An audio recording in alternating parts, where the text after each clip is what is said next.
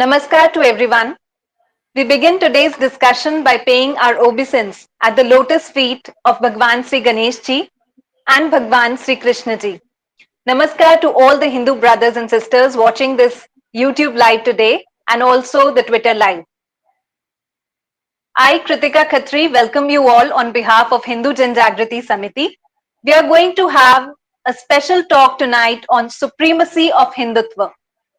As you all must be aware of a virtual conference, namely DGH or the Dismantling Hindutva Conference, Global Hindutva Conference being organized from 10th to 12th September 2021 at America by some anti-Hindu elements.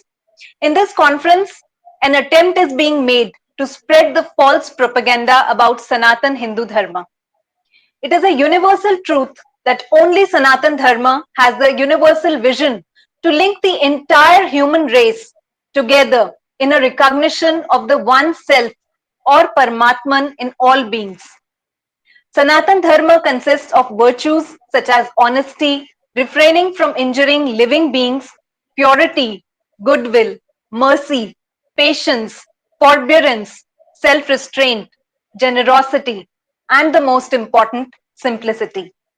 Any conference which is aiming at dismantling something cannot be considered as an academic conference, but is a conference with a political and evil agenda.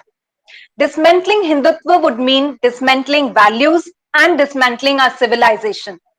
This conference falsely paints Hindus as purveyors of extremism, actively denies the genocide of Hindus, and most troublingly, labels those who disagree as Hindutva, which the conference organizers define as Hindu extremism.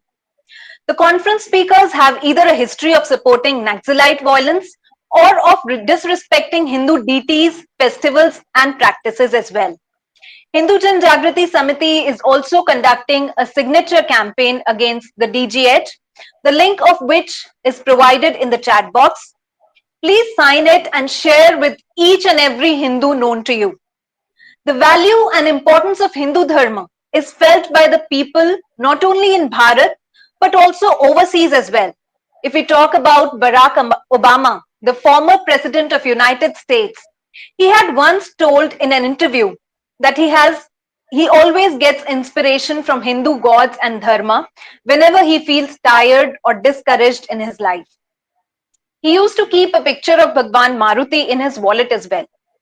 But sadly, there is a history of anti-Hindu bias and Hindu hatred in United States. Hindu messiah or Hindu hatred have a tragically long history which continues to this day across the globe. They are fueled by a range of factors, including religious intolerance, religious exclusivism, a lack of religious literacy, misrepresentation in the media, academic bias. All these are the reasons. We would be having an exhaustive discussion on these subjects today in this special talk organized by Hindu Janjagriti Samiti. I once again welcome you all to this special talk on supremacy of Hindutva. And to discuss this topic, we have our chief speaker with us, Dr. Raj Vedam ji. Although every dharmic knows him very well, I would like to give his introduction to all of you. Dr. Raj Vedam ji, welcome you. Namaste. Thank you for inviting me. It's a pleasure to be here. Raj Vedam ji is a native of Bengaluru, Karnataka, Bharat. He has over 26 years of experience in diverse industries, including power, aircraft, electronic design, automation, and oil and gas. With several journals and conference papers and patents, he is an innovation leader. He is currently based in Houston, Texas, USA. He has joined us from USA today. Dr. Vedam believes that an evidence-based narrative of Indian history is urgently needed to correct several speculative and damaging mainstream narratives of Indian history. He is a co-founder of Indian History Awareness and Research, USA. He has delivered more than 60 talks on Indian history in several US and Indian cities. His team worked with the state of Telangana also to review and revise the history textbooks for various grades from 6 to 10 standards. His team also worked with the Texas Education Agency to review history textbooks for their content on Indian history. Dr. Vedam also serves as a director of Arsha Vidya Satsanga, a non-profit organization that was founded to spread awareness of Indian culture and learning. Dr. Raj Vedam ji, I'm pleased to welcome you to this today's special talk. I also welcome and request all the viewers who have not yet subscribed to our YouTube channel Hindu Jagrati, please do so, and also press the bell icon to get the latest updates. Please also follow our Twitter handle at Hindu Jagrati ORG. Dr. Raj Vedam ji, to begin with, I would like to ask you, what do you think is the agenda behind organizing such an event, namely dismantling Global Hindutva Conference? Why are the Wonderful. organizers so wistful to dismantle Hindutva through a conference like this? Dr. Vedam, I would like to request you to unmute your mic and then you can speak. Are you able to hear me now? Wonderful. Thank you very much, Kritika ji, for the warm welcome. And it's a real pleasure to be here. To answer your question, I have a few slides which I will share with the audience right now. And these will set the stage for our discussion itself. So it'll be clear what we are talking over here. So give me just a minute when I share it. So before I start, Om Shri Gurubhyo Namaha. What we see is that a lot of hatred and bigotry has been directed at Hindus for a long time. And I hope in our conversation this will come out. I've just given a sample over here. This sample is from the very infamous Wikipedia, where if you see the persecution of different religions, how have they handled it? Here, in the persecution of Hindus, you see there's a hyphenation. While Hindus have experienced from historical, ongoing, religious, you see there's a correction over there. These events are to be viewed in their historical context and relative impact. These are fighting words. These are words that are loaded and they have a lot of subtext in it. And if you look at the treatment of Muslims, for example, there is no such hyphenation. Straight away it goes into that subject. And same thing with persecution of Christians. Straight away it goes into subject. This is just a small sample that shows what kind of narrative exists out there. And if we take a look contemporarily at what is going on, we are seeing the increasing attacks on Hindu expression. And many of us are aware of things of this nature. For example, a young lady at Oxford who went on to be elected as the president of the Oxford University Union. She was bullied. She was bullied on campus by Hindu-phobic forces and forced to resign only because she was a Hindu. That is the amount of hatred thrown at her. And we are seeing this kind of a problem has even come into the corporate working, where certain agencies are trying their level best to bring in their divisive politics even into the working atmosphere in the companies and so on. Textbooks, I don't even have to mention how horrendously bigoted some of the textbooks are, including any faculty that calls itself South Asian faculty, you can be 100% sure is a left ecosystem and that has got horrendous bigotry. So some time back, there was a court case that was put by HAF on some of these people. And what we are seeing is that several people have tried to fight that court case. 300 writers, academics, scholars, they're trying to say that attempt to silence Hindus for human rights. Whenever we see this kind of wording, we need to deconstruct that and see where is the evidence for any such narration. And I hope we'll do that. And like you said, today the emboldened attack has come to a so-called conference where it has this lofty goal of dismantling global Hindutva, a foregone conclusion, if you will, accompanied by a harassment manual. It is how to harass the Hindus here rather than anything else. And the luminaries who have written this are shown over here, like Audrey Trushke, Rutgers, and several others who have done works of this nature. So what we find today is there is non-stop hatred and attack on the Hindu identity. It is not only in US, this is there in India, it is there all over, wherever you see. For example, there are students who take out all kinds of processions with horrendously bigoted messages such as this. And if there's any kind of law and order problem, immediately conflating it to Hinduism, and things like words pejoratively used like Brahminical patriarchy. And in Loyola College in Chennai, where exhibitions are organized with horrendously defamatory and troubling imagery. So we see this kind of hatred and attack on the Hindu identity. And today we are seeing media, universities, these are hotbeds of hatred on Hindus. This is what we can see. Whether it is the BBC that comes out with stories on how temple elephants are tortured, for God's sake.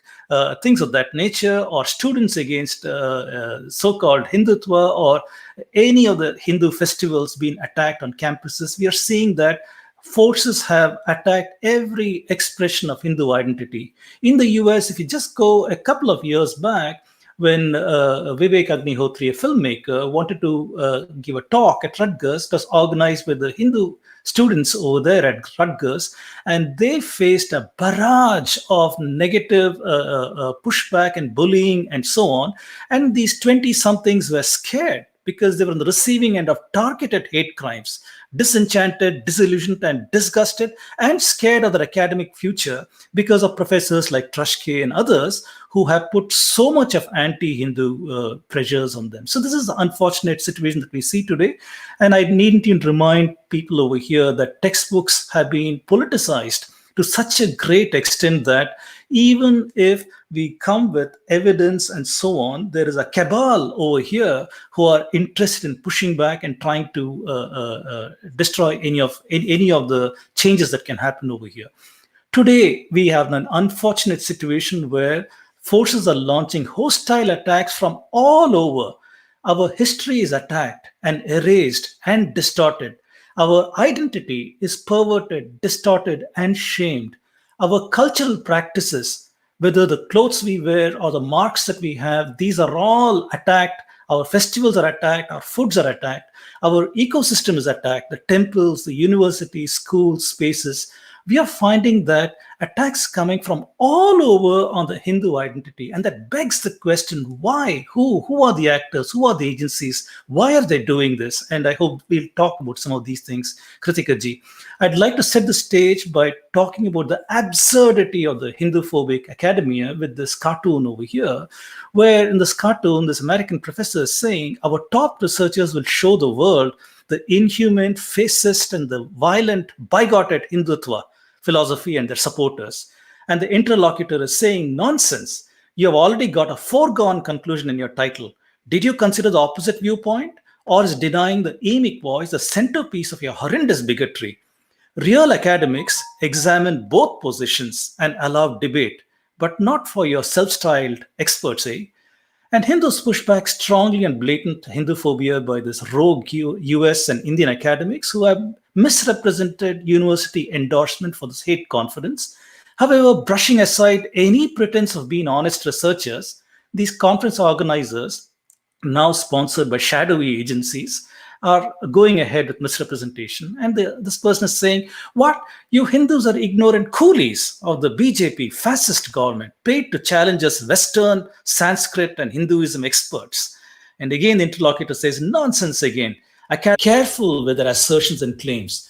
Do you have any proof that the thousands of Hindus who are vocal against your hate fest are BJP supporters or paid by them?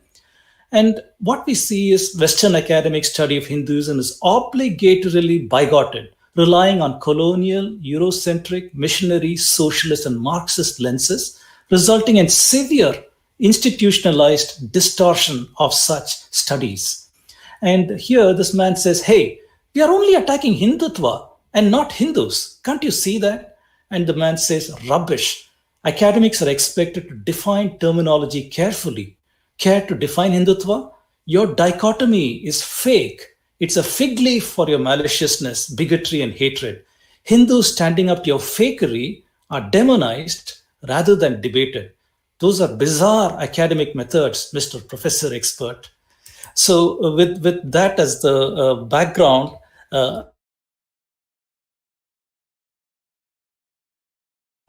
Yes, Dr. Raj Vedam ji. As you rightly said, it is rather a conference which is a Hindu hatred conference, I must say. So when Hindus across the globe, they started opposing this conference and they started saying that it is anti-Hindu conference. Everyone started opposing this online. There were different agitations across the globe. So on coming to know this, the organizers, they started clarifying by various means as to Hinduism, Hindutva and Hindu Dharma are different. So what do you have to say about this? I think there is some technical issue, so I would like to repeat this question. That when Hindus across the globe came to know about this anti-Hindu conference and they started actually opposing this conference, the organizers suddenly came up with the idea of clarifying it, and they started saying that this conference is different. It is about Hinduism, Hindutva and Hindu Dharma, and they are all different terms. So what do you have to say about this, Dr. Raj Vedam ji? You can unmute your mic and please speak.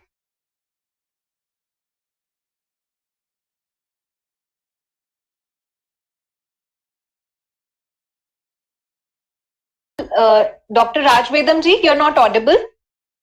I think there is some technical issue. Our technical team is getting back to you. You can just unmute your mic and then start speaking so that you're audible, sir.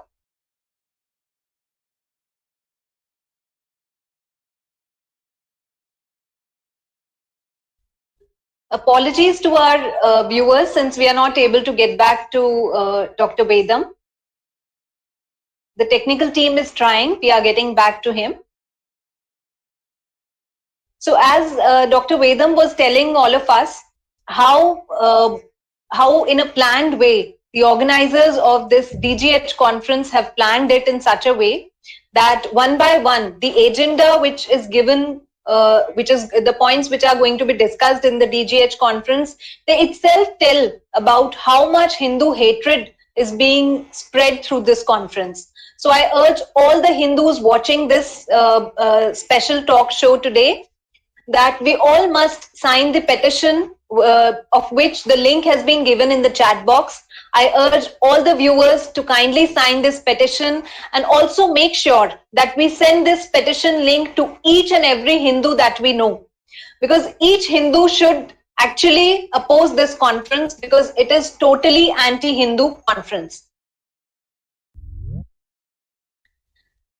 Getting back to Dr. Vedam ji, am I audible to you now? yes, can you hear me? Yeah, you're audible now.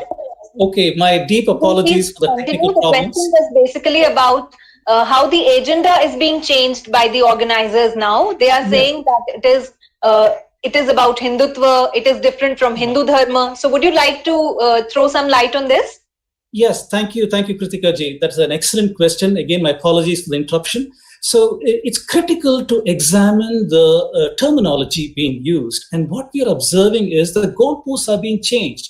Now, academia is pretending that we are only talking about Hindutva and not about Hindus. But such a dichotomy is fake, given that many of these people are shown to attack Hindu ideas, Hindu ideals, and so on. And there's evidence of that. There's evidence in their writings, there's evidence in their social media output and others that there is no such dichotomy over there. This is a fig leaf. So they're trying to say that this is about Hindutva. And how do they define Hindutva?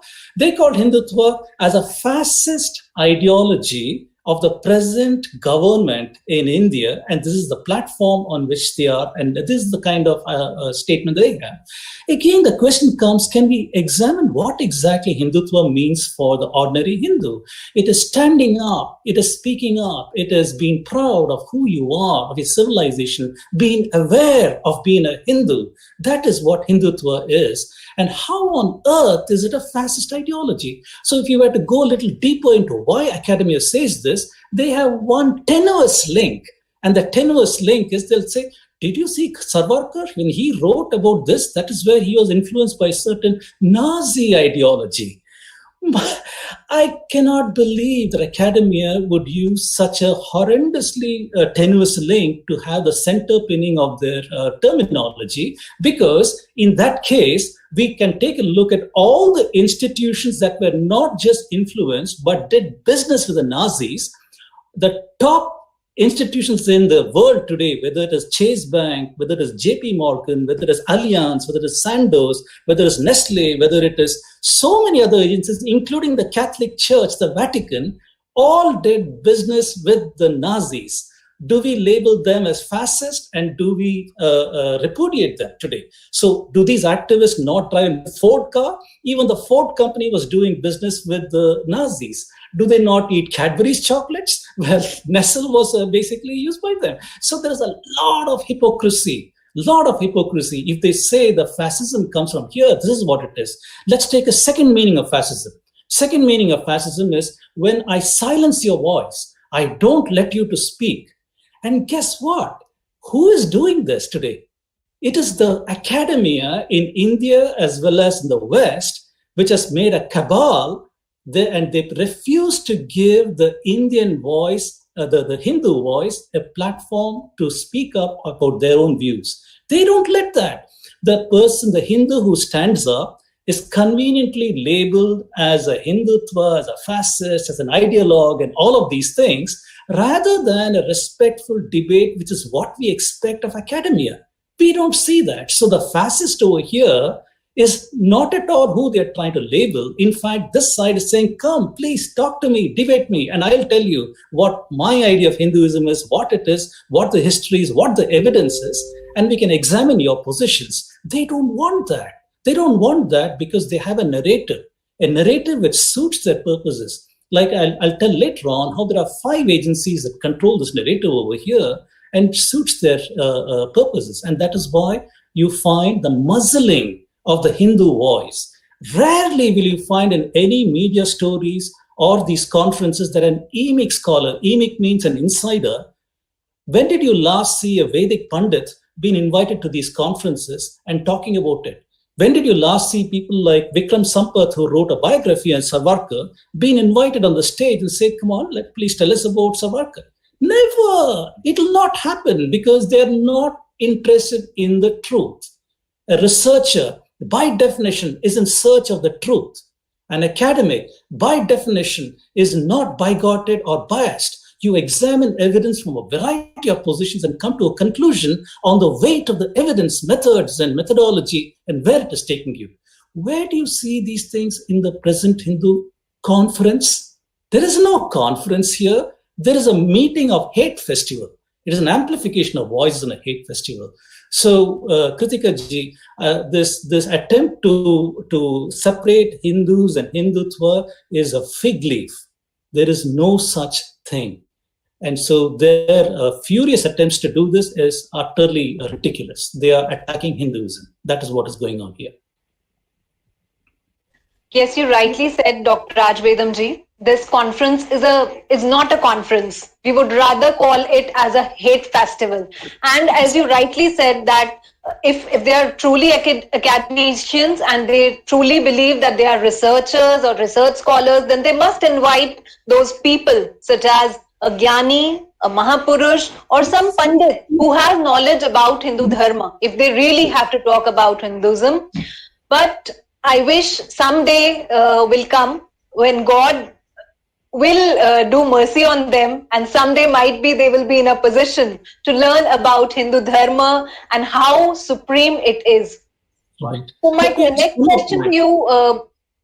Let me add just one more point. So if they say, if you're not talking about Hindus, only about Hindutva, very well, since you've accused the BJP and others of Hindutva fascists, have you invited the spokesperson to your conference so that their position can be articulated? Or have you invited anybody you call a fascist to your conference for their articulation? No, that has not happened because that will never happen.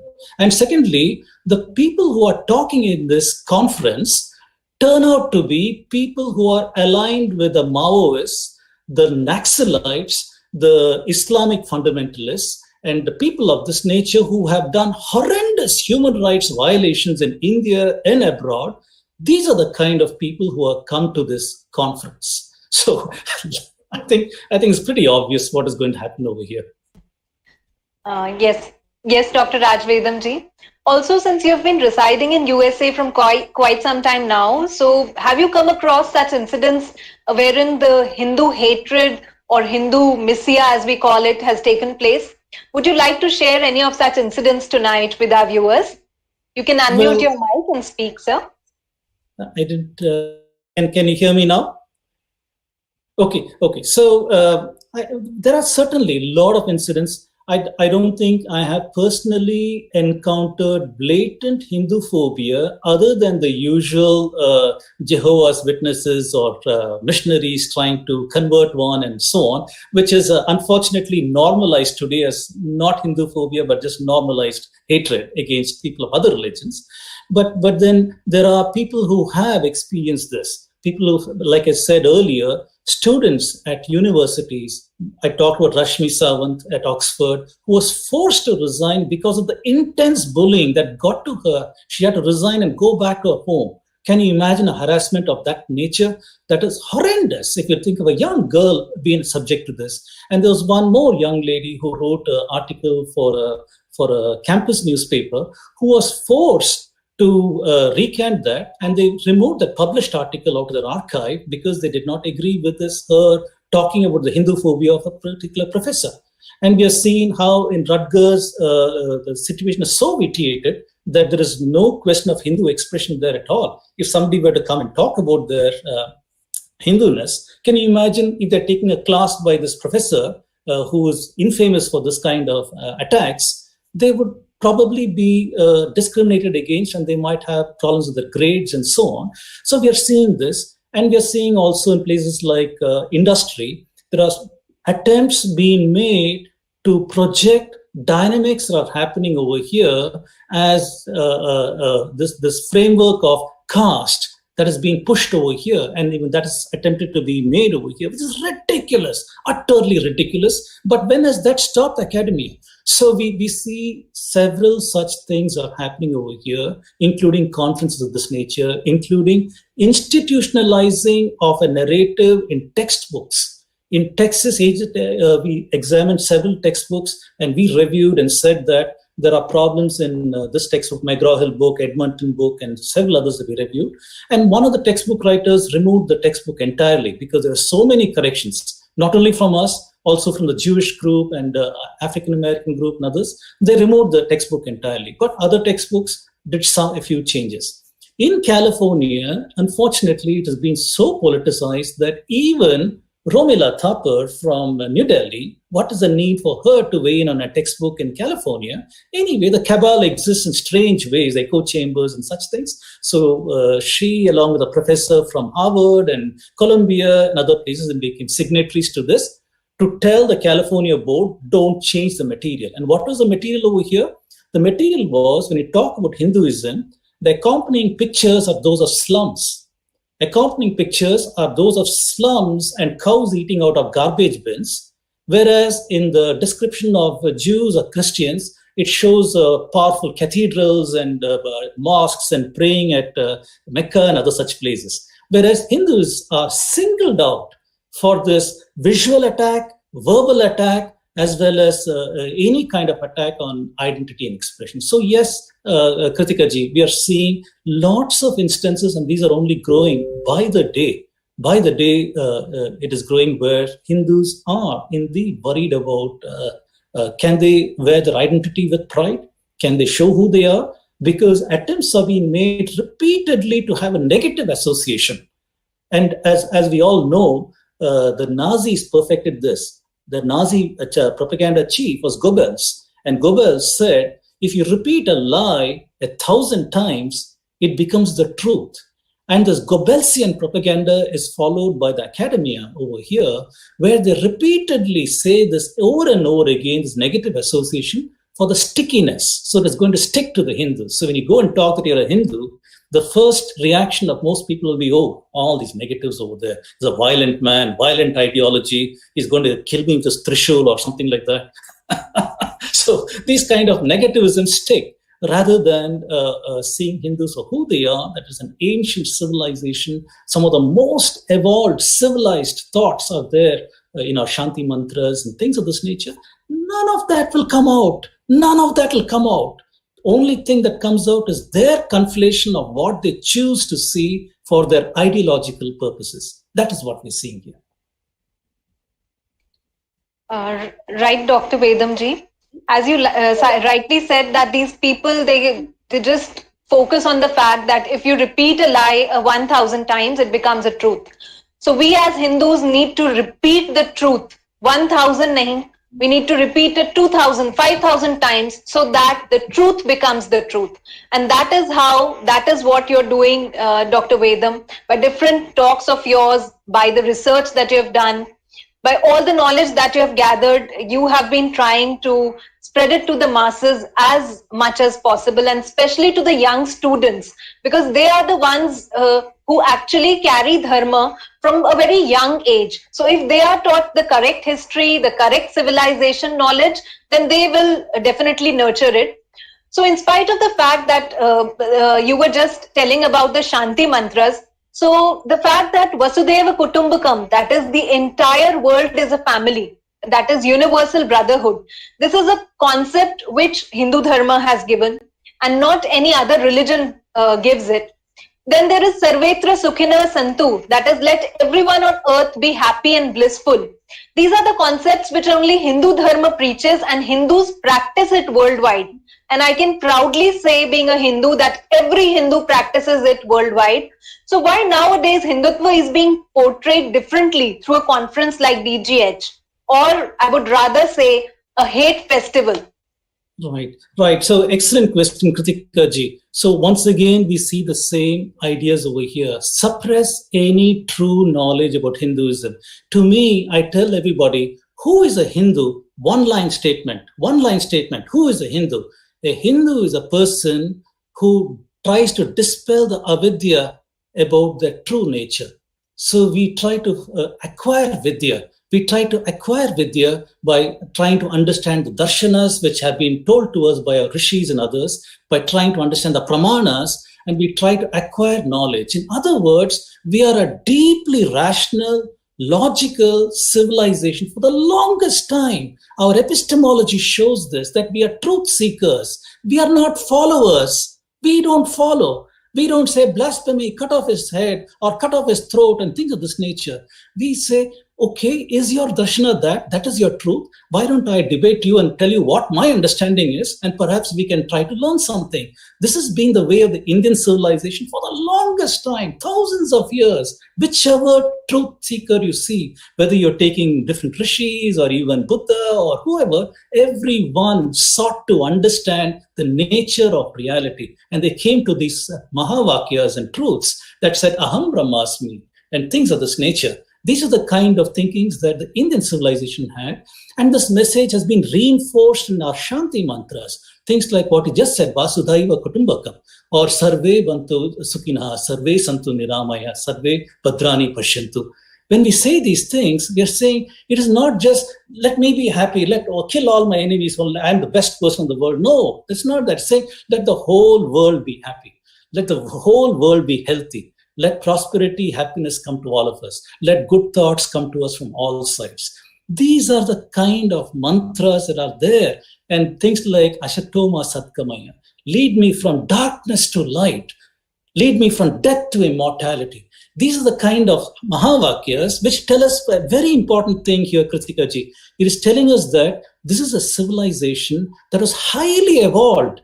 You cannot think of these kind of statements if your life is only let me kill the other fellow, take his possessions, take care of my family, do nothing else, a subsistence existence, right? It is not that. It is a civilization that has seen deep subsistence existence, right? It is not that.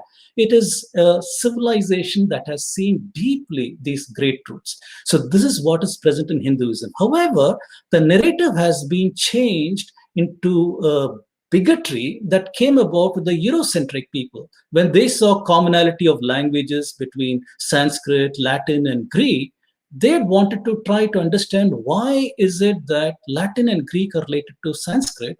Who are we in relation to the Indians? And the bigotry started there. The Eurocentric bigotry started over there. And that in that bigotry, all of Indian knowledge systems, all of Indian social dynamics was cast in the frameworks which they wanted to see us as. And so began this divisive model of looking at Indians. Whereas Indians have been saying for the longest time, the whole world is Brahman. We are all part of this Brahman. The Abrahamics came with an idea of there is a separation between creator and created. The creator lives in a different plane entirely. And if you want to commune with the creators only through the prophetic tradition, ordinary humans can't talk with with the divinity. Whereas Hindus have been saying, it is within you. You are Brahman. You need to understand that and go towards that because everything is united. That's the kind of thinking. This dichotomy was brought about by the Abrahamics, who tried to say separation creator and created. They created the us and them dynamics. Once the us and them dynamics came, then the us became the preferred people. God loves us. We are the chosen people, and they are the heathens. They are the pagans. They are the kafirs. They are the mushriks, and they are the ones God hates. Those are the ones God wants you to destroy. So these kind of thinking came about in the world once Abrahamic philosophies came on stage. And history shows us all the horrendous things, the genocides that have happened because of Abrahamic thought, whether it's slavery for the last 2,000 years or so, or wars and all of these things, you see that. Whereas what we see repeatedly is that the Hindu thought has been a unifying one. The Hindu thought has been unifying, and it has tried to say the oneness of everybody, that we need to try to live this life in pursuit of knowledge and truth. The Abrahamic idea comes saying, you should be a follower. You got the divine law. The divine law has been given through this prophet to you, or this man died on the cross for your sins, and your only goal in life is to follow that divine law. Knowledge does not matter. Nothing matters. That is the only thing that matters. Do that. Whereas in this civilization, it is said, question everything. Question everything as you're going towards knowledge. So we are seeing fundamental differences over here, Kritika ji. The evidence shows something completely different from what the textbooks are saying, from what the academia is trying to push on us through their lenses. And I said there are 5 agencies that are doing this. And that is the reason why we are seeing that the reality is far away from the expression of Hindus today, or the ideas, civilization, heritage, history is completely different from what they are trying to project as us. That is what we're seeing. Yeah, Dr. Vedam. My question, next question to you was basically about how advanced our civilization has been.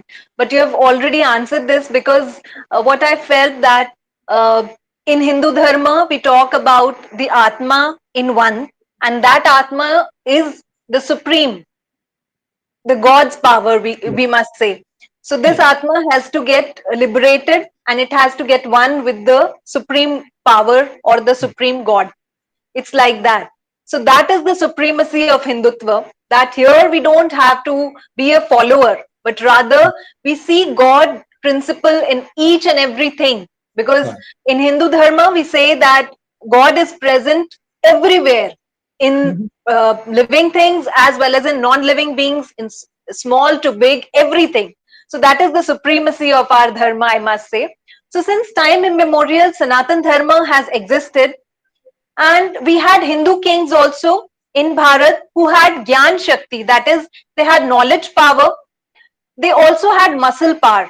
They conquered different regions, but they never tried to destroy our temples or burn the scriptures of our ancient universities, in which lot of knowledge on our ancient civilization, dharma were there. Whereas when we talk about the Islamic invaders, when they came to Bharat, they did all this. Also, when British attacked our culture, they attacked our Sanskriti. So what was the reason behind this? How our dharma is really supreme? Because The Hindu leaders, the Hindu kings, they never had the thought of destroying our culture, destroying our temples, destroying our ancient universities, our knowledge systems, our culture. But they did all this. So, what is the Right. difference between the both, and how our dharma is supreme? So excellent question again, Kritika ji. So this one, if we look at what the NCRT textbooks teach our children, there is something different. If you take a look at what your children are learning from the NCRT professors, they will say, for example, there is a chapter that talk, excuse me, about invasions. They have one paragraph on Ghazni, who came from Ghazna, and it says Ghazni came to Hindustan, to India, and he took the splendid. No, he took the riches of the temples. Mind you, took the riches of India and built a splendid capital at Ghazna. So this is the description, one paragraph on Ghazni, and about 4 or 5 paragraphs that say about Hindu kings who destroyed temples and other such things. However, the evidence is, as you can imagine, non-existent or conveniently interpreted. What we do have is even the Vatapi Ganapati that you see, when a Hindu king invaded another Hindu kingdom, they would take the temple deity away respectfully and put it in a temple in their own kingdom, only to have a humiliation of that other king. But the respect for the deity was there. Never was there any kind of slavery, taking people as slaves, selling them as sexual slaves and killing the people. No such genocides, nothing has been done. And that is what we can see from our history for the longest time. Where even if you go to the Chola kings or any other king who became, people who conquered Southeast Asia, what we are seeing is a very, very situation where there was administrative control of the tax collected and things of this nature, and there's a nurturing of the learning, the arts, and the religion and the ways of life. Including, if you go to Vijayanagar Empire, we see that the Vijayanagar kings, they had in their army mercenaries who were Muslims, including giving them quarters to live and things of this nature. Never one of, hey, you convert before you be over here. Maybe in retrospect, it was a mistake, but this is what we see. The evidence is showing something different from what NCRT textbooks are saying.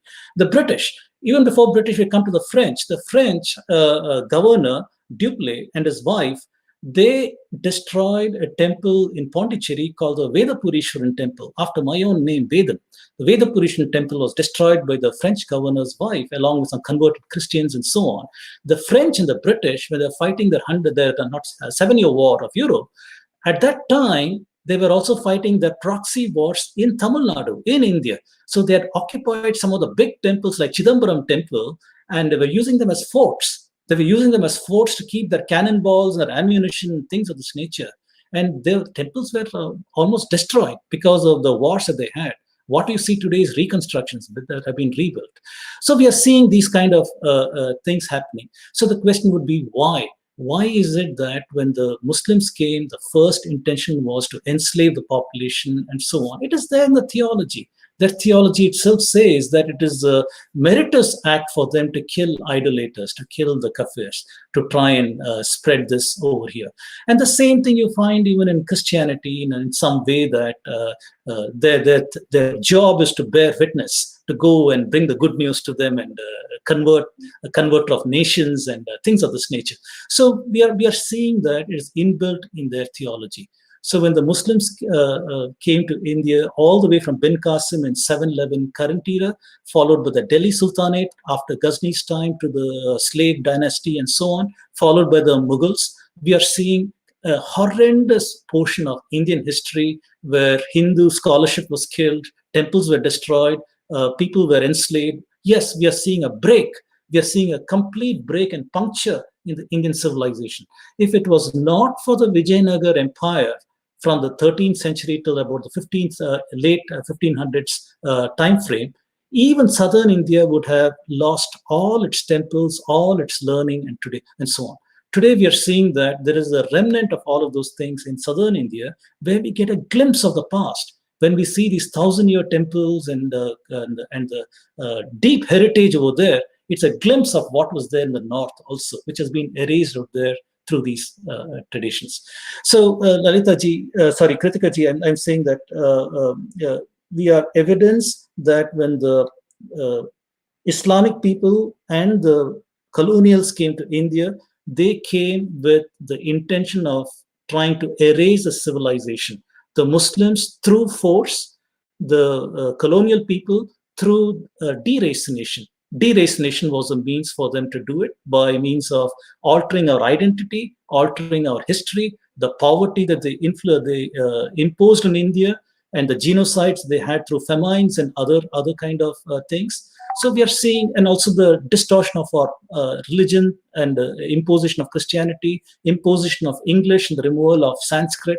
All of these things are what I call ethnocide. The British practice ethnocides through 5 mechanisms. Prior to them, the Muslims practiced crass genocides with bloodshed and so on. So all these cumulatively have had a horrendous effect on where we are today with our knowledge systems, with our understanding of our history, our understanding of our past. It's a painful struggle to get out there and say, this is who we are, not what you're trying to say that we are. So that is a difficult task, but we should get there. Yes, Dr. Vedam. Today we see a glimpse of what we were 1,000 years back. So today, the glimpse that we have, we need to teach our youth. We need to forward it to our next generation. We need to give them the dharmic education about our identity, that we as Hindus, what we must practice, what minimum things we must do, like applying a kumkum or a tilak, very Yes. small, small things, or wearing at least on occasions of our festivals, we must Yeah. wear traditional wear, ethnic wear clothes. So, like these small, small things we can imbibe in our youth, in our children. This is what I understand. Today, we see that many Hindus have gone to different countries and they are serving even on the topmost positions. One person met me and he once said that the entire world is being run by the brain of India, because Mhm. the brains are Indians only. So, Right. be it astronomy, be it academics, be it engineering, be it corporates, anywhere on the topmost positions, many of the Indians, they are running it. So Right. they live in a country, they adopt their living style, they adopt the law of the land. But whereas if we talk about the Muslims, the Islamic people, whenever they go to a country, what they try to do is, after living there for 10, 15 years, they try to demand for the Sharia law. They want that the Sharia law should be imposed in that country, and they keep on demanding it time and again. So, why does this happen? What do you think about it, Dr. Vedam? So yes, what you're saying, there is a lot of empirical data and evidence that supports what you've just said, Kritika ji, on this one. And we are seeing that initially, when the population sizes are small of Muslims and Christians, I'd say both are similar over here. When the population sizes are small, you're seeing that they live within the confines of the law systems and the constitution and other things that are in place. But when the majority comes, we are seeing an unfortunate rigidness of their stand, which aligns with their theology rather than the constitution. That is when you start seeing things like, I will not salute the flag, I will not stand up for the national anthem. These symbols to me are immaterial. The only symbol to me is from my religion and nothing else. And that is the most supreme thing. I'll bow only to that, nothing else. So we are seeing a rejection of an identity over here. Whereas we have chosen to call ourselves, at least till 1947, 1950, if we call ourselves by this constitution, this is who we are. We salute this flag. This is our national anthem. This is who we are. And even if you don't have civilizational memory going back thousands of years, even that identity is being rejected. And we're seeing this happen. I know of enclaves in Bangalore, for example, which layout has been purchased out mostly by people of a certain community, in this case, Christians. And pretty soon there were demands that the layout name should be changed, that there should not be a temple over there should not be this there. This is the kind of things. There were violent encounters between them and the remaining Hindus who lived in that locality. I'm aware of it. This is there on YouTube. You can search for that and see the eyewitness accounts and the testimonials of the people who suffered over there. And we are seeing a similar kind of thing all over India, wherever there is a majority of a certain kind of Abrahamic group. We are immediately seeing a rejection of the law, the rejection of the constitution, rejection of the identity, and an enforcement of their theological restraints. So this is what we are seeing. And this is clearly also amplified to the national level. It is not only at the locality level or community level, it goes all the way to the national level through strategic kind of means, whether the people who enter IAS are a certain kind of people who are promoted, entering IAS, administrative, the judges, the administration, the police, and everything. Strategically, certain things happen and certain laws come into place. Today, we are seeing so often this cancel culture and things of this nature, where this critical race theory is applied. All of these things are fronts that are being funded by certain agencies to advance certain ideas. So under the guise of social acceptability of what they call as critical race theory and things of this nature, we are seeing certain agendas being advanced. And that is there all over. So my take on this is, we should not lose sight of the fact that we should ask for evidence. We should be rational, logical, evidence-based. When somebody tries to guilt trip you into using something from critical race theory, saying that your ancestors were these kind of people, then it's critical upon you to ask, where is the evidence? Which is the source that you used? And can we analyze that data? What is the provenance of that data? Can we analyze that? So we need to be like lawyers do today, typically, which is what researchers also do. We need to go and ask that, see the validity of the data, and chuck it out, saying this is not relevant data, this is not useful data, whereas the evidence is showing something else. So once we do this, including in this critical race theory, including in our discussions with Abrahamics, we need to be very, very clear that if we adopt a rational, logical framework, then their assertions would not stand the test. And their assertions are based on blind belief. That's why blind belief is required for them. That, remember I said, you are a follower. Your only job is to blindly follow. You don't question. You're a sheep. The shepherd is there, you're a sheep. You follow the shepherd like a sheep, or you blindly follow that. You don't question that word. And that's what will take you there. So they follow that kind of a blind ideology. And if we come with the tools of rationality and logic and try to debate that, unfortunately, the mob power overwhelms your individual rational testing skills over here.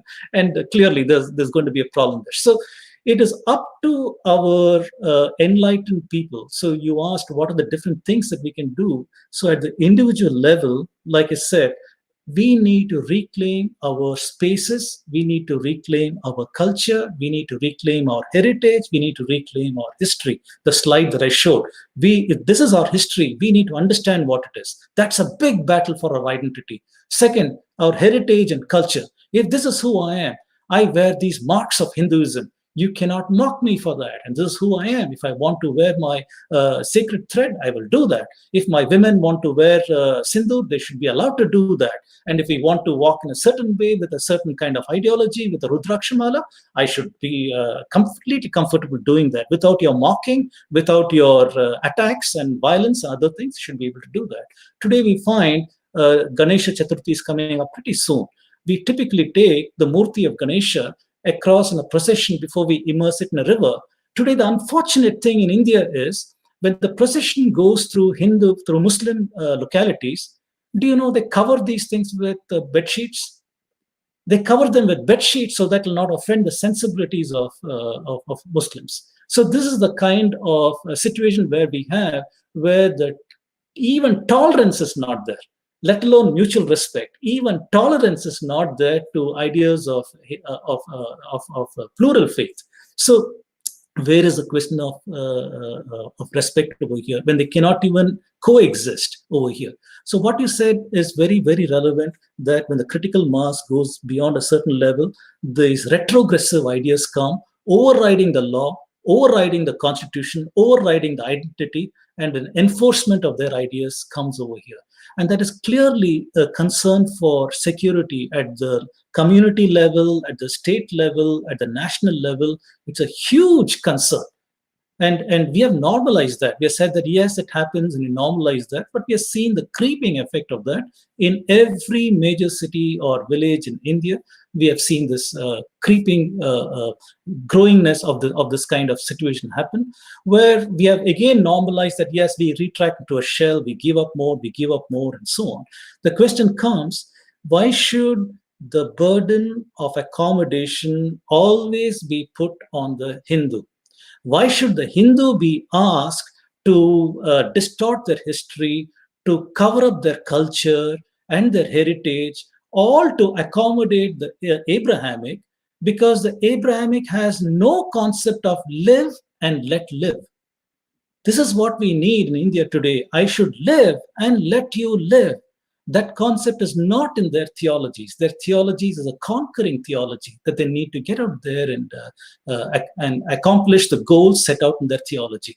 So this is the unfortunate aspect. When we debate the Abrahamics, we can ask them this question: can you live and let live? And on the face, one to one, they'll say yes. But then when the mob culture comes, there is no question of live and let live.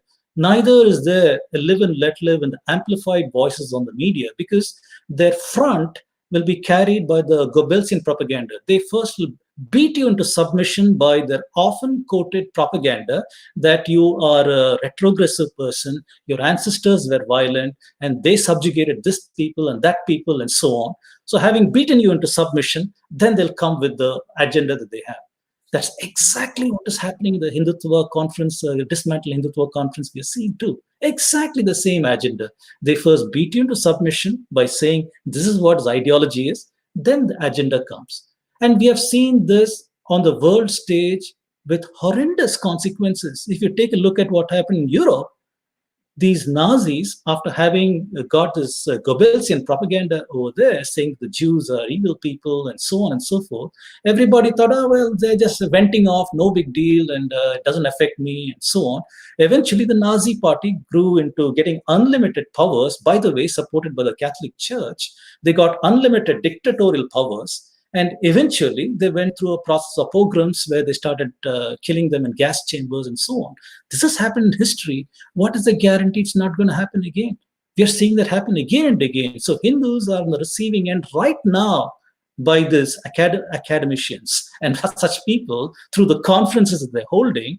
The attempt is made to beat us into submission, to continuously put negative propaganda on us and show us who we are, all the time trying to say, we are not attacking Hindus, we are only attacking Hindutva.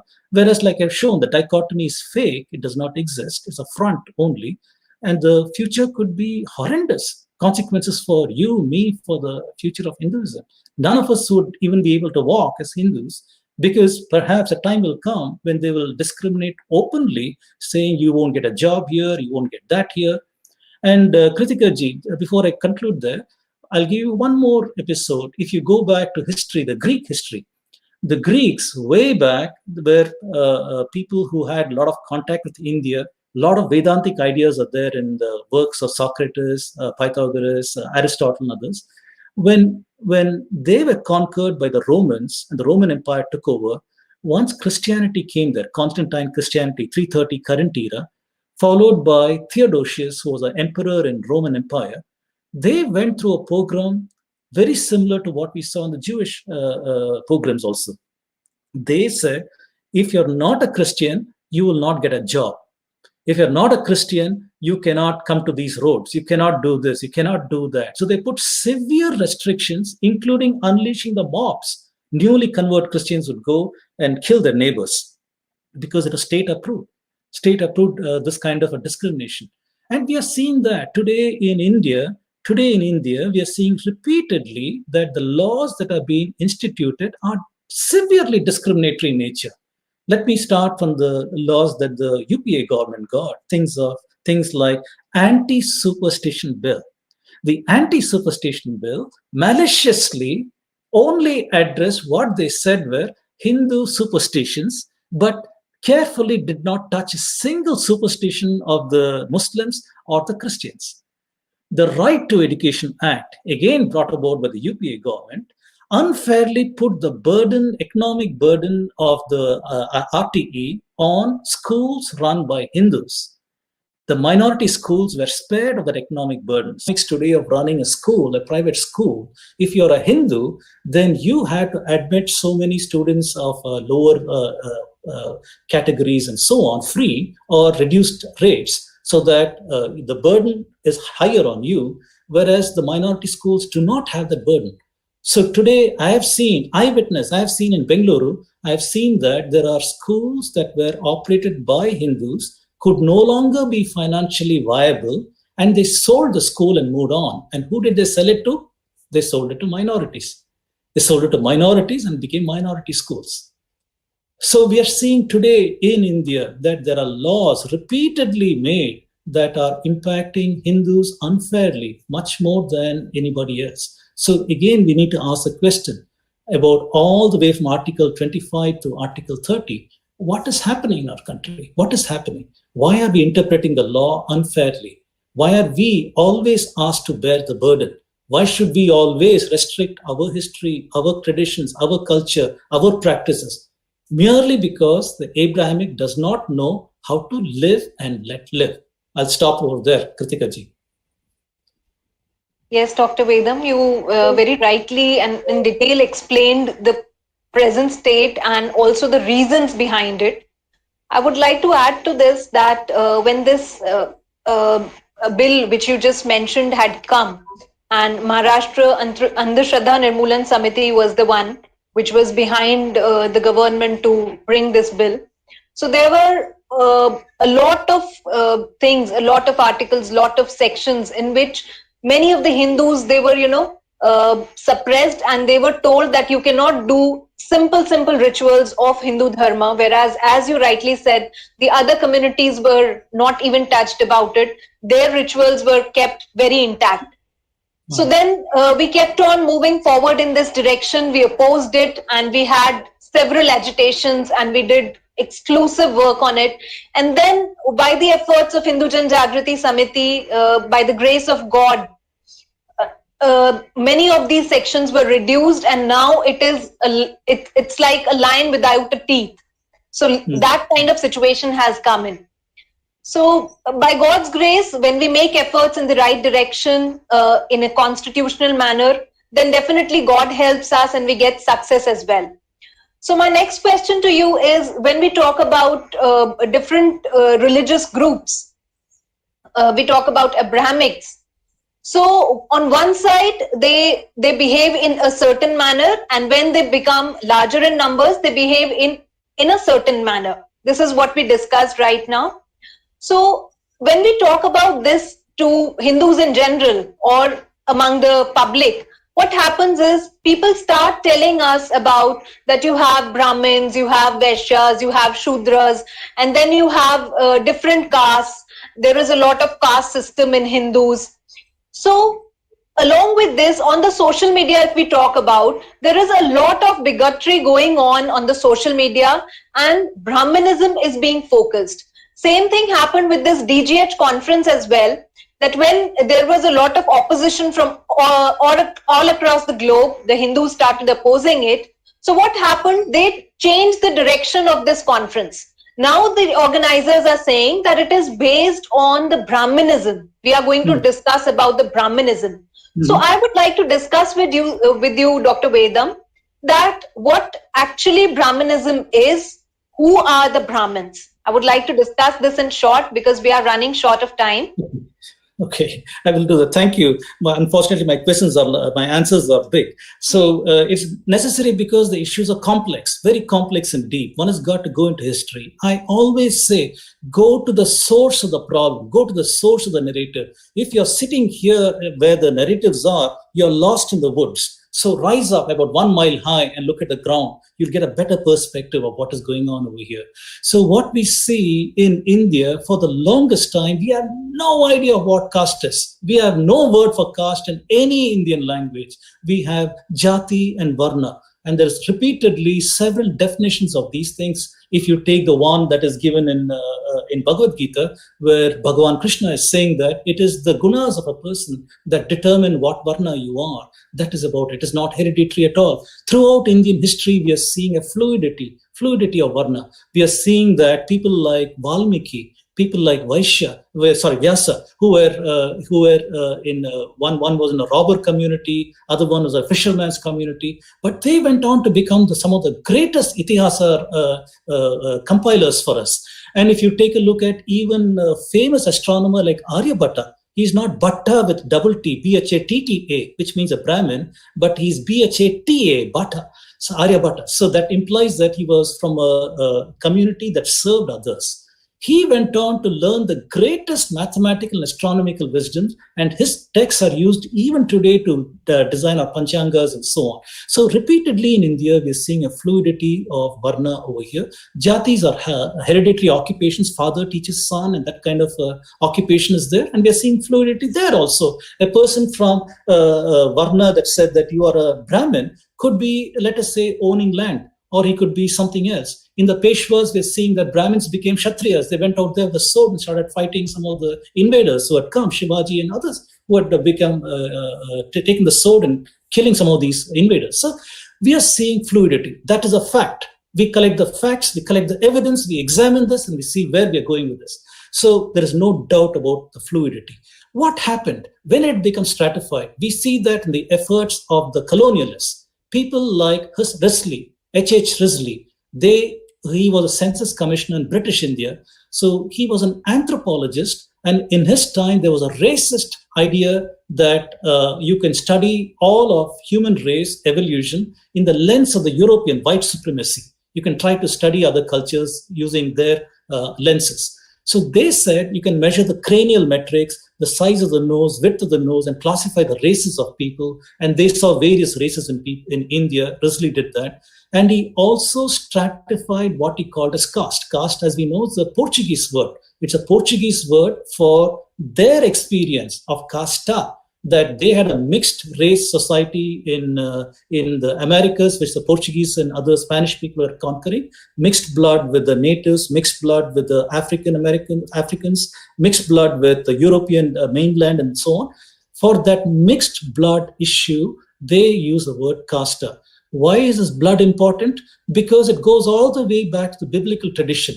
In biblical tradition, Noah, who was a prophet in Bible, he cursed his son Ham, saying that Ham, you will serve and your descendants will serve your other two brothers, Shem and Japheth. Shem became the descendants of the white people, Japheth of the Judaic people, and so on. And Ham was marked with a black mark, and he had to serve the sons. So this purity of this bloodline was being maintained as a racial idea throughout Europe. So caste is a word they use for their lines. So Risley used this concept of caste, imposed it on the Indian Jati Varna system, forced the Indians to declare a caste, saying there's a pyramid, Brahmins at the top and Kshatriyas, Vaishyas, Shudras at the bottom, which is a reflection of the society which they had, which they imposed on India, saying the power also. In the West, the Catholic Church controlled the lands, taxes, money, and such things. They interfered with the government and such things. They said Brahmins are the same in India, regardless of the fact that Brahmins had zero power at any time in history. They were literally close to begging. Brahmins were close to beggars at most of the time, respected for their knowledge, but not in possession of money or any such thing. Whereas the artisan class in India was the most wealthy class, because they were the ones who were creating every item of value for the Indian economy. This is attested by people like Angus Madison, people like Will Durant. Even the Marxist economist Utsa Patnaik also says the same thing, that yes, India was very, very rich in the past, which has become impoverished now. What is the bottom line? Bottom line is the force fitting of the Indian society into a caste system was a creation of the British. A fluid system was made into a rigid system in the census of the British and forced to be followed for the last 120, 130 years. We have been doing this kind of thing, and we are seeing the unfortunate consequences. Impoverishment, ethnocide, and this has resulted in the stratification. What they call as Brahmin over here. So when they studied Vedanta, they, meaning the British, studied Vedanta, they saw this notion of Brahman over there. So that became Brahmanism, and that's what it became. And the pejorative came when people like Caldwell, who was Caldwell? Caldwell was a missionary who was there in southern India. His interest was to convert the southern Indians into Christianity. That's what his biographers and others have said. And how did he do it? Because at his lifetime, in that period of time, the British introduced the idea that there were two language families in India, the so-called Indo-Aryan and the so-called Dravidian. That was also the time when they introduced a so-called Aryan invasion theory, that these people from Central Asia, nomads, came to India, destroyed the Harappa civilization, and they forced their caste system on India, Sanskrit. So this was there because of the linguistic ideas, they brought in these kind of concepts. So that time, Caldwell came with the conflict thesis that the Dravidian is oppressed by the northern Indian Aryan, and that is the reason for their poverty. So he introduced hate and us and them dynamic and trying to separate the southern Indian from their cultural tradition. That process is going on even today with the Dravidian parties like EVR, and his legacy continues to do what they call getting pure Tamil by removing out the Sanskrit from the ancient works, which is a cultural vandalism, if you will. So in doing all these, Caldwell introduced the term Brahminical as a pejorative. He introduced the word Brahminical Aryans as a pejorative, that these people who came with a Brahman idea and they introduced these things on you. So that became a pejorative. So today, if you see that in NCERT textbooks, you should know that this is used pejoratively as a weaponized word. It has been weaponized by the missionaries, by the colonialists, by the Eurocentric people, and now upheld by the socialist, Nehruvian socialists, as well as the Marxists. These are the frameworks that control our history. They have inherited this weaponized words, and they're using it with great success today.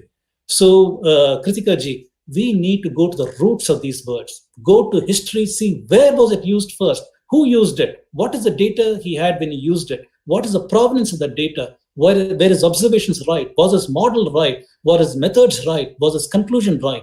That is what I'm doing. I'm doing that by examining the so-called Aryan invasion or migration theory and trying to show scientifically, if I apply the lens of rationality, logic, examining the evidence, none of the assertions hold. None of them hold. The evidence, in fact, is mounting that we are an ancient civilization. We are an ancient civilization, and like I said, highly evolved and a knowledge-based civilization. Why? Because we were in pursuit of the truth. We were in pursuit of the truth, dispelling avidya, getting vidya.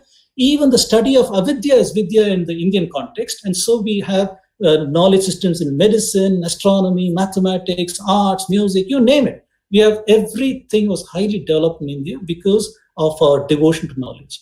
All this is perverted by these 5 frameworks: the colonial, the Eurocentric, the missionary, the Nehruvian socialists in today's academia, and the Marxists since 1972.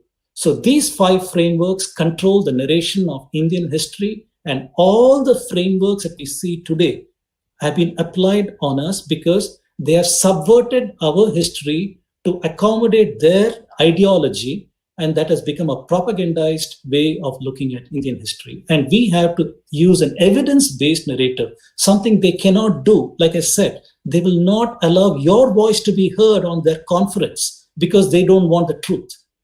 So it's critical that when we encounter these forces, these 5 forces, we need to call it out. We need to ask them the evidence. If you want to empower yourselves, please do see some of the videos that I have on YouTube, and that will help to see some of the arguments that you can use to debate these forces.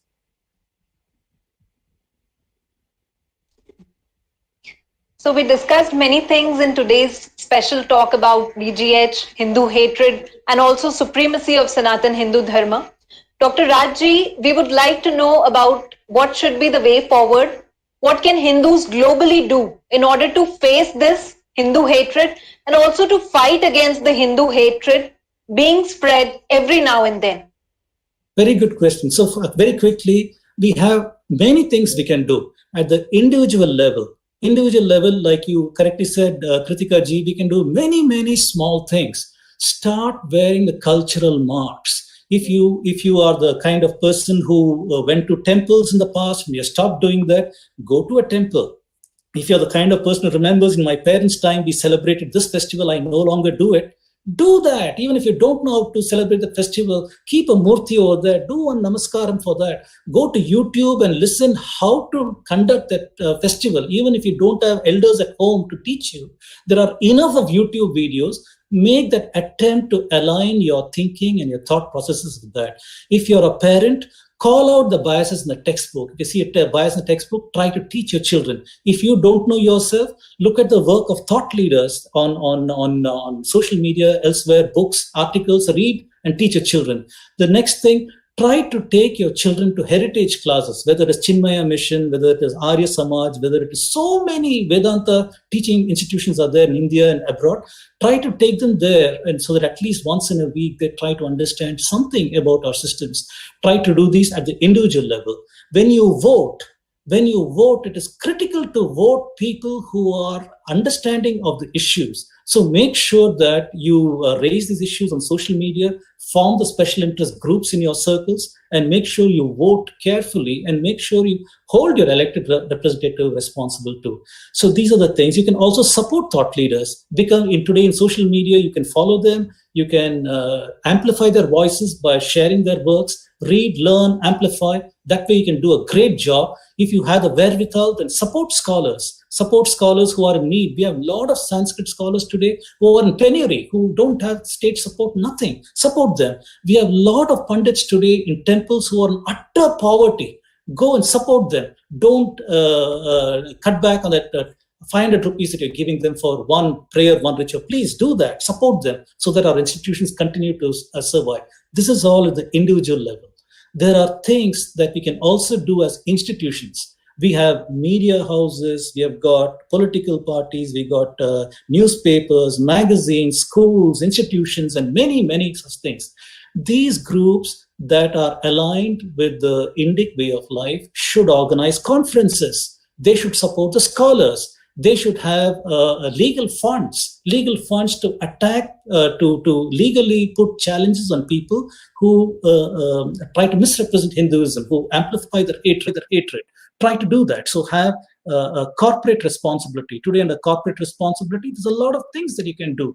So use those funds to support this culture, this history, this civilization. Strengthen it. Don't strengthen the forces that are anti to this civilization. Then, if you are industrialist, if you're a powerful Hindu industrialist, please be aware of the facts. Don't support anti-Hindu forces. For example, we have got many billionaires today in India who go and give an endowment to a US university, and that US university will turn around and organize a Dismantle Hindutva conference. Come on, what are we doing? Unless you're a communist, and we have a Marxist billionaire today in India who found a software company, and this man goes in Times of India, January 2020, came out a statement saying that Hinduism is the reason for our backwardness. And he and his son support certain classical libraries, supporting Marxist scholars and so on. Don't become like that. Please try to understand the impact it has on our civilization when we align with the forces of hatred. Try to understand what our history is. So if you're a billionaire industrialist, please make sure you understand where your money is going. I strongly support putting money in India, in Vedic schools, in Sanskrit colleges, supporting these departments over here. Your 20 million in US will go a long way in India. Put that 20 million in India and your endowment will give wonders. Your karma will be good. For generations, your karma will be good. So please try to do that.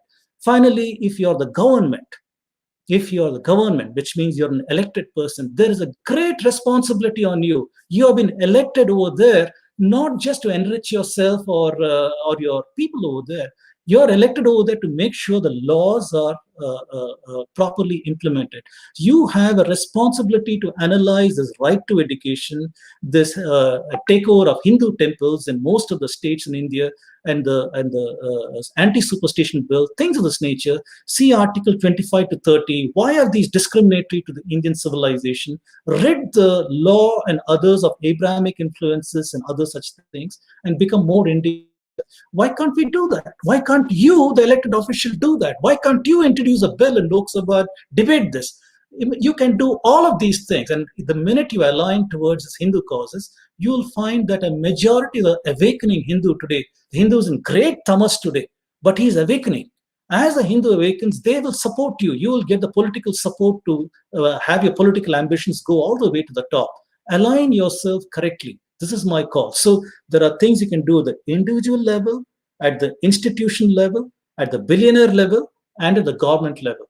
So please, if you belong to any of these categories, re-examine what you're doing and how you can align yourself to strengthen our civilization. It is worth saving only if you want a very rational way of asking it. I'll tell you, the Hindu way of life today aligns very well with the global problems that we have today. Today, the greatest challenge facing you and our children and our descendants is global climate warming and things of that nature, because of unrestricted rape of the earth's resources.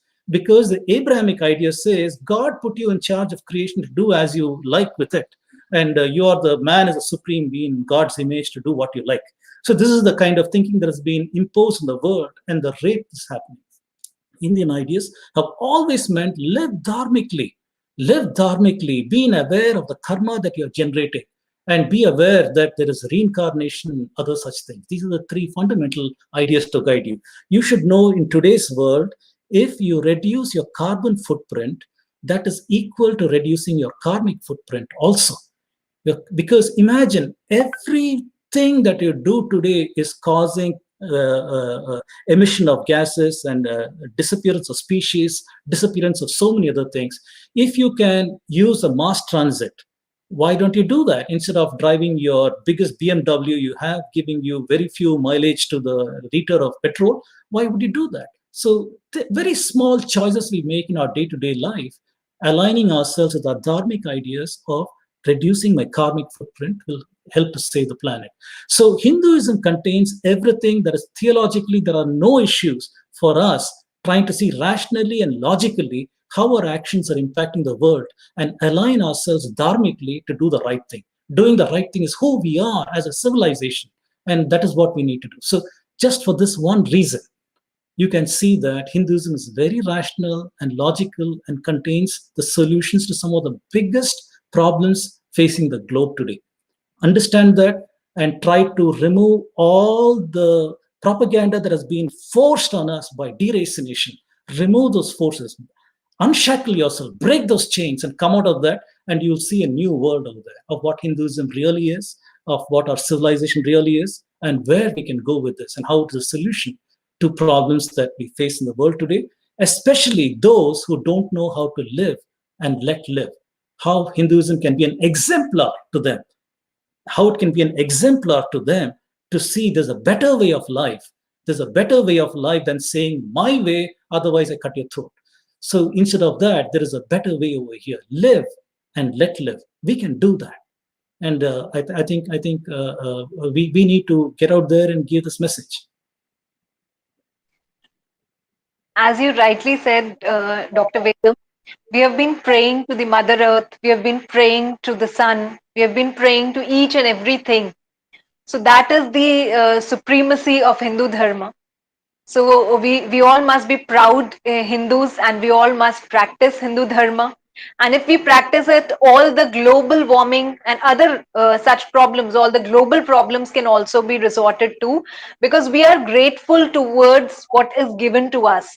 So when we are grateful to it and we use it very nicely, use it in an optimum way, then definitely we are going a long, long way. So in our dharma, there is a dictum which says, he who sees with open eyes the destruction of dharma becomes great sinner, while he who drives to protect dharma becomes deserving of mukti, that is final liberation. And also we say in Hindu dharma, dharmo rakshati rakshitah, which means those who protect the dharma are protected by the dharma. The protection of Hindu dharma is every Hindu's foremost duty. So it is utmost important to perform every activity as per the Kal. Protecting dharma is abidance of dharma. So if we look at our scriptures also, the devotee Arjuna became dearer to Sri Krishna because he fought against the Kauravas for protecting dharma. In short, when we are active in constitutional manner for protecting our dharma, we are graced by the Almighty by Sri Krishna. We all need to get united and condemn this virtual dismantling global Hindutva conference. It is imperative for us to legally oppose such kind of anti-Hindu activities. Even a US-based advocacy group, Coalition of Hindus of North America, has urged the universities named by the organizers to dissociate themselves from the conference and asked the organizers to remove their logo. Hindu American Foundation also wrote a letter to all the universities that were listed as supporting the event. Many universities are now dissociating themselves from the conference as well. This is also a success, a great success for us, the Hindus. Sanatan Sanstha and Hindu Jan Jagriti Samiti are also putting up a fight within the legal framework for the cause of protecting the nation and Dharma. You all too can participate in that mission, as protecting Hindutva or Hindu Dharma should be the mission of each Hindu today. I appeal with folded hands to all the viewers to come together and oppose such anti-national and anti-Hindu online conference. Hindu Jan Jagriti Samiti is also conducting a signature campaign, as we mentioned in the starting of this event today, the link of which is provided in the chat box. Please sign it and share with all the people, all the Hindus you know. I would also like to request all of you to please enter your name, contact number, and name of the city you belong to for contribution towards the work of establishing the Hindu Rashtra. This work is being carried out by Hindu Jan Jagriti Samiti.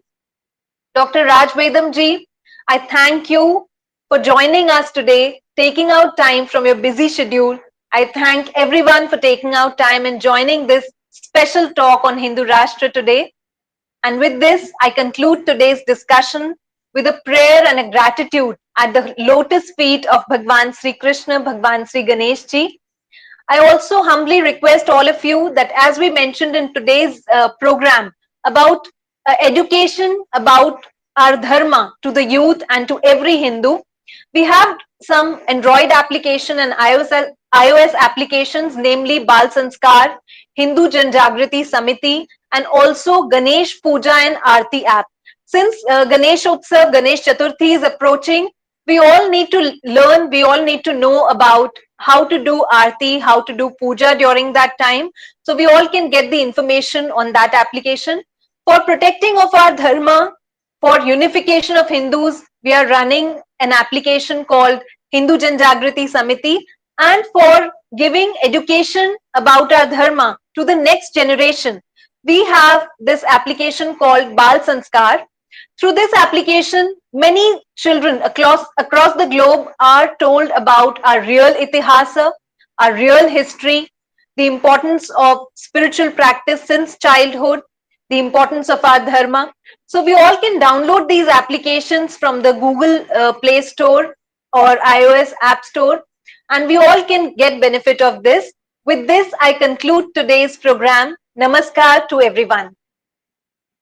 Thank you for inviting me again.